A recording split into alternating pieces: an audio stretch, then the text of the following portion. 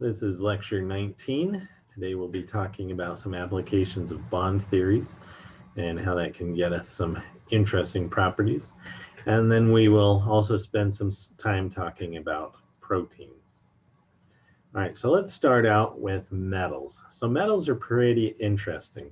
So metals are essentially giant molecules. So if you look at your ring, if you have a metal ring or if you have a fork or something, that fork is essentially one giant molecule. Every atom on it is connected to each other. And that has some really interesting implications for the electrons in that fork. So let's look at a simple diagram here for lithium. So, if we have one lithium atom, it's coming with one valence electron. That valence electron is going to be in the 2s orbital. But if I come in now with two lithiums, now I've got to separate into a bonding orbital and an anti-bonding orbital, right? And as I add more atoms, so if I go to 4 lithiums, then I'm going to basically need two bonding orbitals, two bonding orbitals, two anti-bonding orbitals. So we have one here. These two things right here are actually one orbital. Then we have these two anti-bonding orbitals up here. That's just with 4 lithium atoms.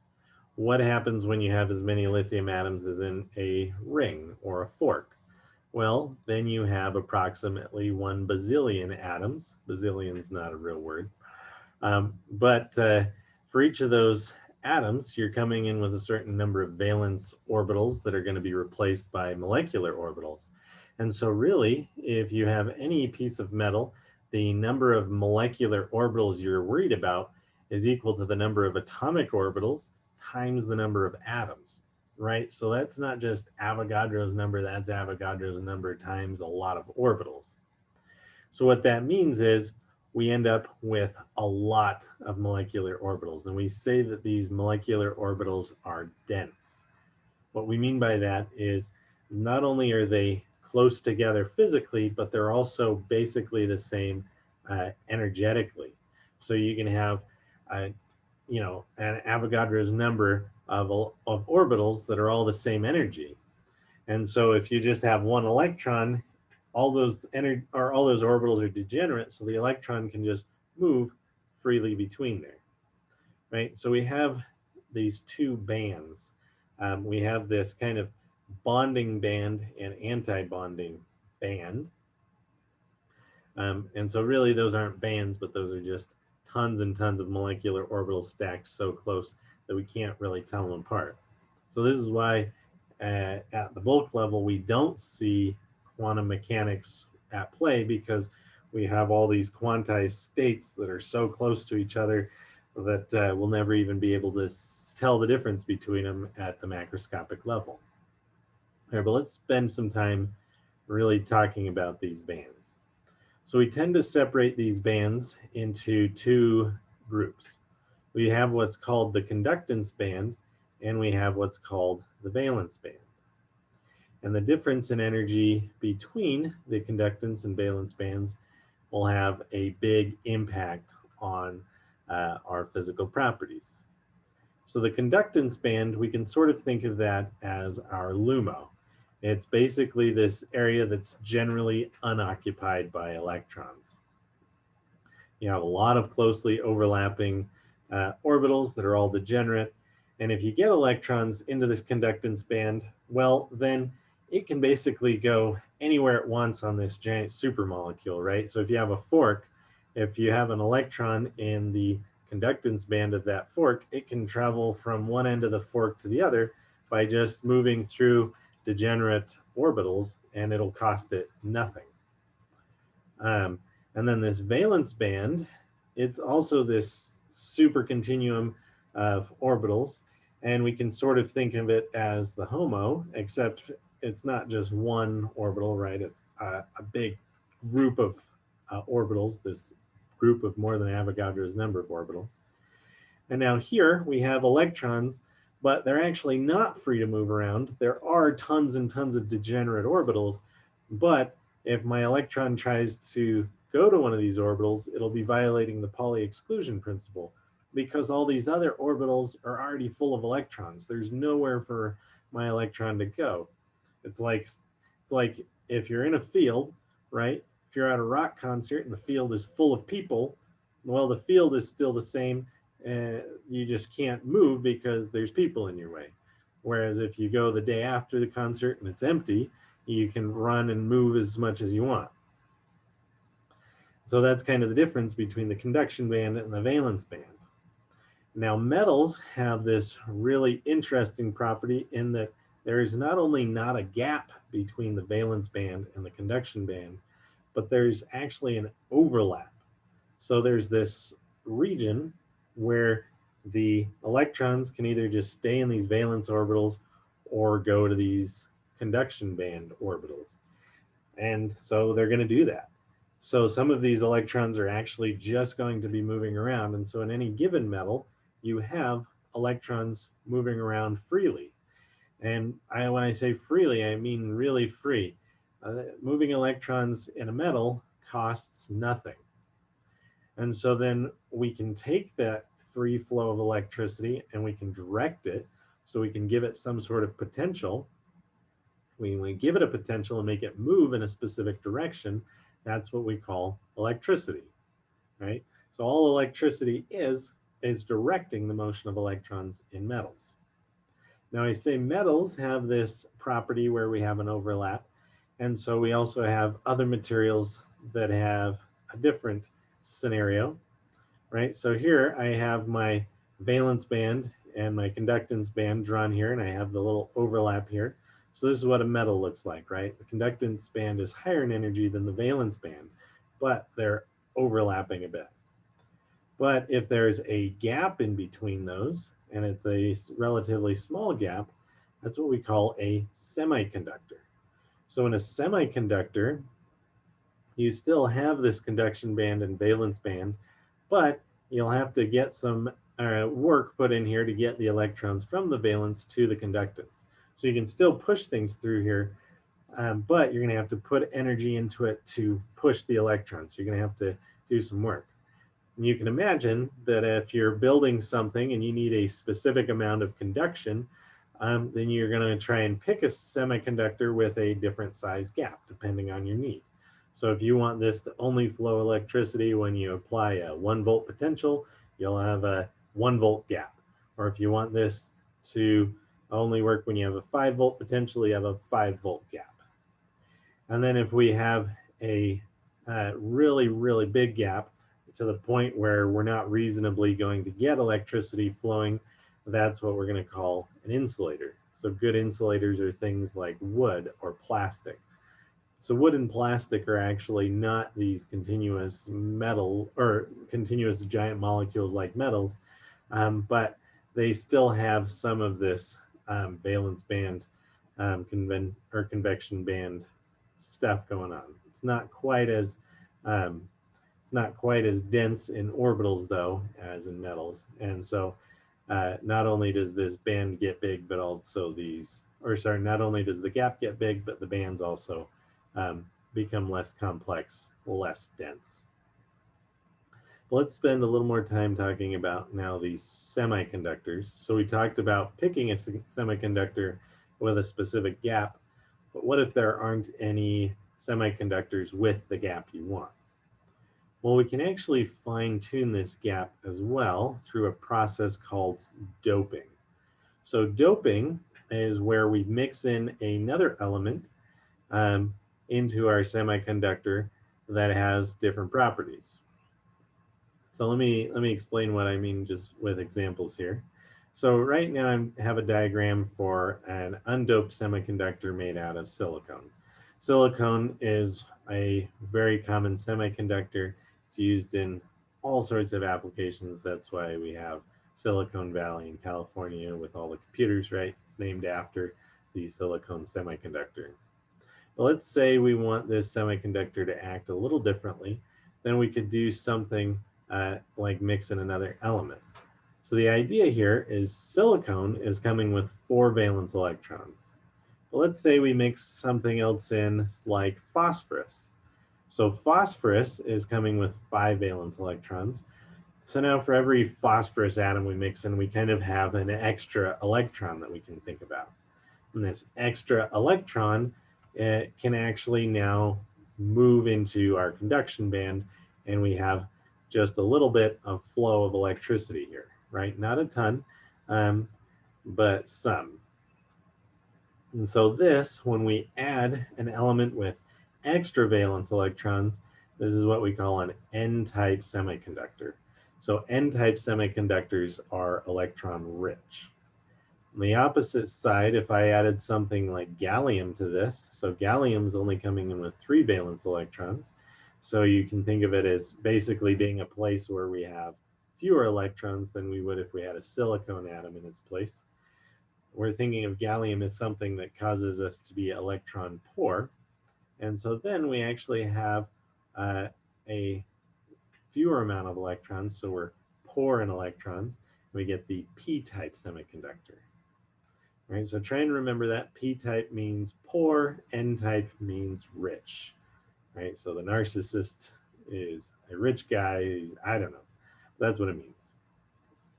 So those are semiconductors, and these actually have a lot of real-world applications. So we've already talked about computers a little bit, but let's talk now about LEDs and photocells. So LEDs and photocells actually both work by not just taking one type of semiconductor, but by taking a P-type semiconductor and an N-type semiconductor and basically pushing those into each other. So they're usually in contact, or sometimes we have this little junction that's just like a piece of metal between them. So the piece of metal can flow electrons freely through it, right? But the idea here is that we're going to generate light. So an LED is a light-emitting diode. Di comes from the fact that there's these 2 semiconductors in here. So what we're going to do is we're actually going to put an external voltage source, and we're going to use that voltage source to actually change the relative energies of the N-type semiconductor. And we're going to be pushing electrons into there. Now, when we push electrons in, the electrons can't go in the valence band because the valence band is full. And our N-type semiconductor, though, has this conduction band. And so the electrons we push in here are going to go into that conduction band. And we're going to push them even farther so that we start filling up this junction a little bit. Now, these electrons in the junction don't want to go into the conduction band of the P-type because the P-type's conduction band is higher in energy. They don't really have energy to get up there. And really, this idea works if some of them get up there too. But these electrons now can look down and see this valence band of the P-type semiconductor. They say, hey, there's some room down there, right? And it's lower in energy. How about if I just drop down there and emit some light in the form of a photon, right? So now we're pushing electrons into this high energy state. We're giving them energy from this external voltage source. And then they're saying, hey, I have an option to go to lower energy. And so they take it. And so this is how you actually get light out of an LED. And you can get different colored LEDs by choosing different N-type and P-type semiconductors, so that the difference in energy between the conduction band of the N-type conductor and the valence band of the P-type semiconductor matches the color you want, right? So now we can make different colored LEDs. So if we do the opposite here, so if we switch the polarity on our voltage source and have our electrons flowing the other way, well, this is actually now going to make it more favorable for electrons to come into our valence band on our P-type semiconductor, so we can push electrons in there. The problem is when we push them in there, they're not going to push through into the valence band on our semiconductor, right? This valence band is full, so they can hang out in our junction for a while and say, well, what am I going to do now? I have nowhere to go. And so in fact, they won't go anywhere. They'll be stuck unless we do something else to excite them.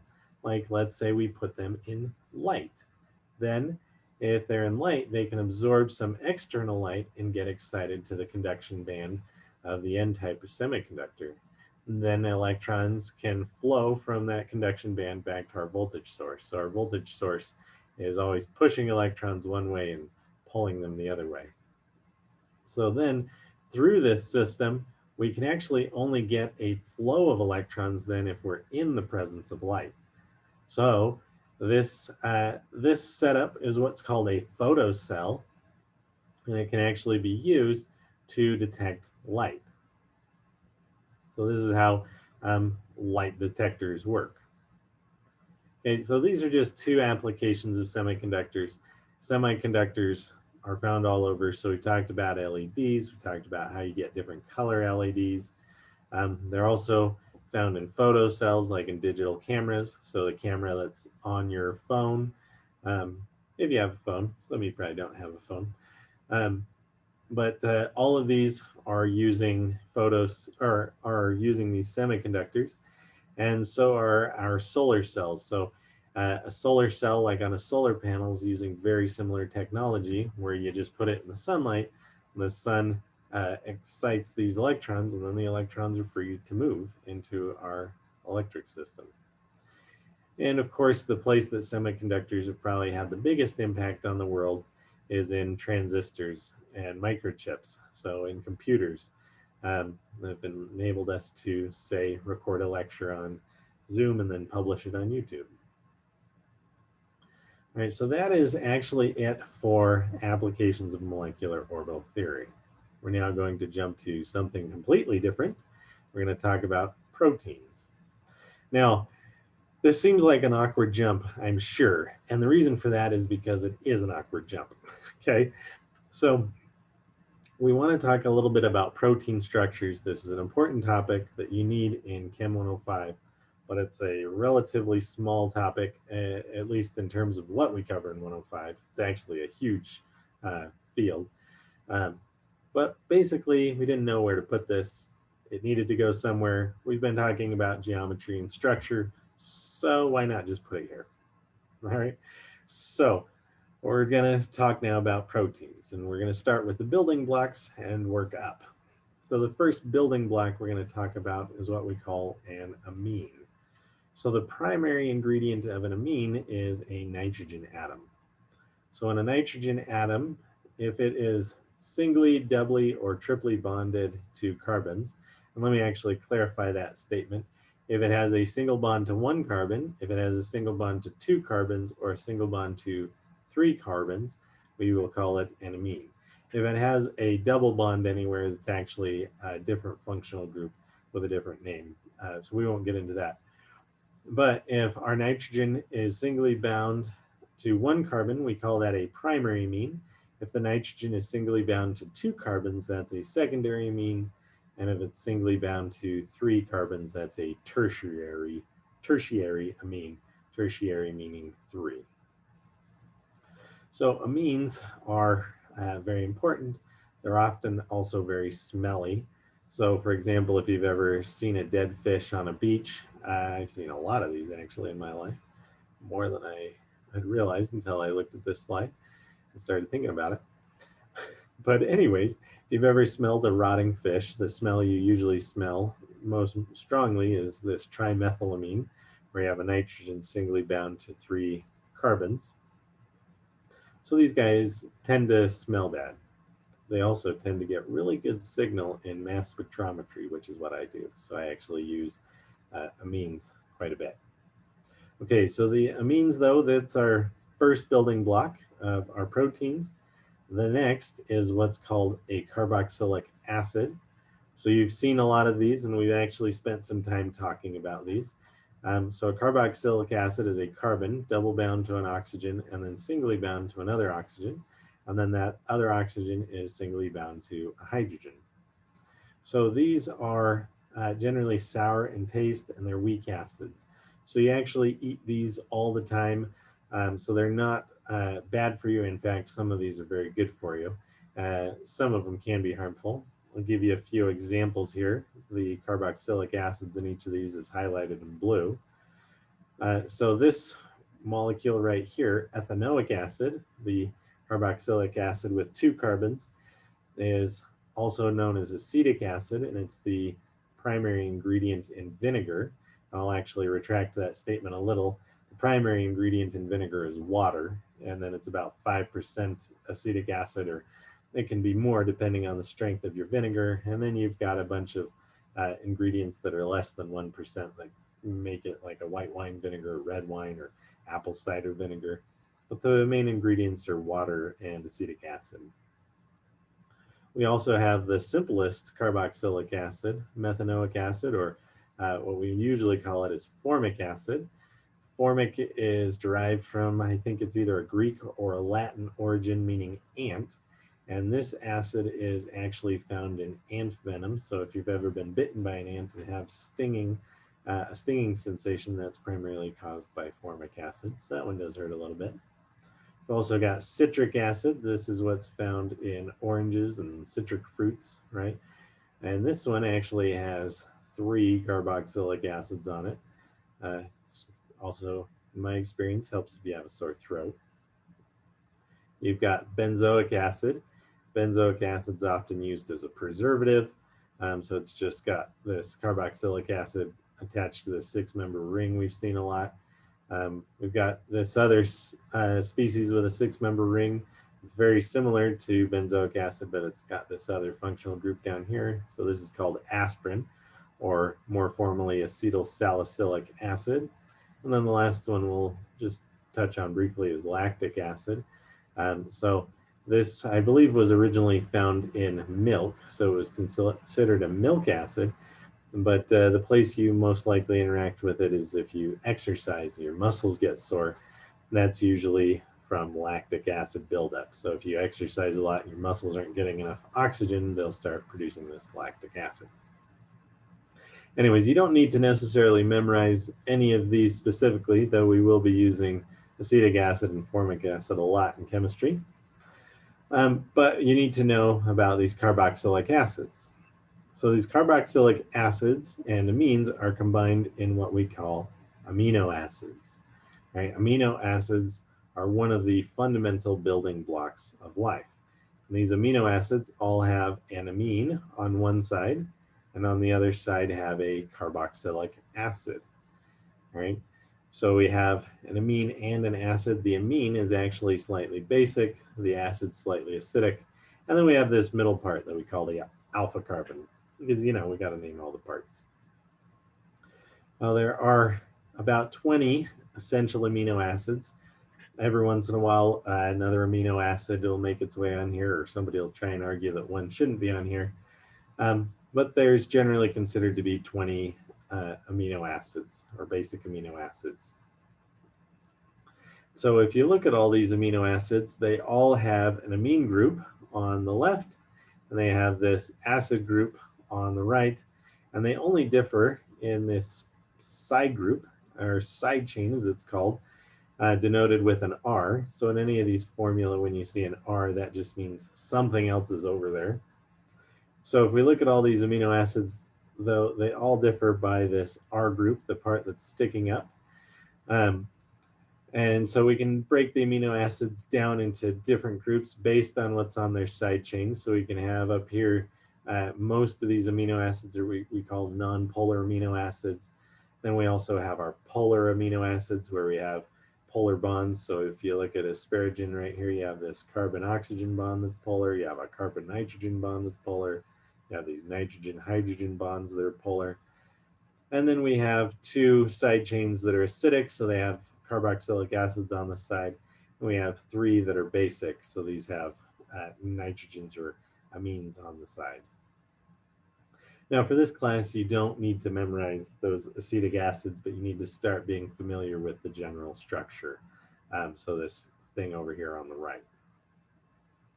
Now these amino acids, though, then can combine to form longer structures. So the way that works is the carboxylic acid on one amino acid will react with the amine group on the other amino acid, and those will lose an OH from the carboxylic acid and an H from the amine to give us what's called an amide bond. So this nitrogen on the amine will bond with that carbon.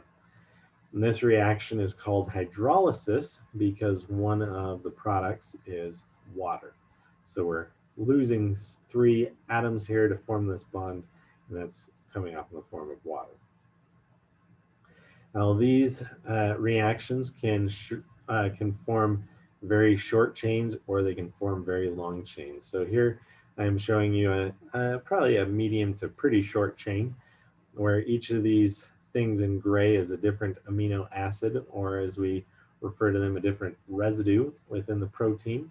So each residue is made up of an amino acid. And then these green shapes going up and down, notice they all look weird. Those are just some special symbols for different functional groups. I actually don't even really know what these mean. I can kind of guess at some of them, but you don't need to know what those mean. So if we have a short chain that's on the order of maybe 3 amino acids to 20 or 50 amino acids, we usually will call that a peptide. If we have a long chain, usually on the order of 100 amino acids to a few thousand, that's going to be a protein, right? So short chains are peptides, long chains are proteins. There's not really a distinct cutoff between a peptide and a protein. It's kind of a gray middle ground there, and so there are a handful of peptides that are longer than a handful of proteins. So the long peptides might be longer than the short proteins. But this order in which amino acids are placed is carefully regulated by your DNA. So your cell has a mechanism for reading your DNA, and then transcribing it and turning it into this amino acid sequence. And so this sequence of amino acids is what we call our primary structure. And that is going to control the 3-dimensional structure of our protein, and it's also going to control its functionality.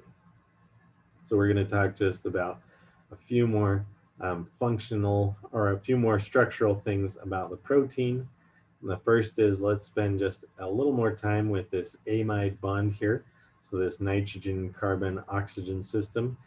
So this is actually all in resonance with each other. So this nitrogen has this lone pair, and this lone pair double bond system can actually be rewritten like this, to where now oxygen has an extra lone pair, right? So in this structure, oxygen has 3 lone pairs, whereas in this structure, it only has 2. And that lone pair can resonate with a double bond.